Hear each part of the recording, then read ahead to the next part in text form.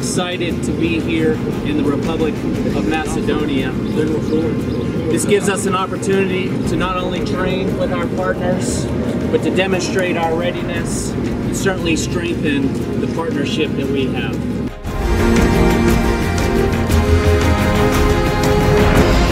And this is the kind of activity that we think helps us advance Macedonia's aspirations to join the NATO alliance.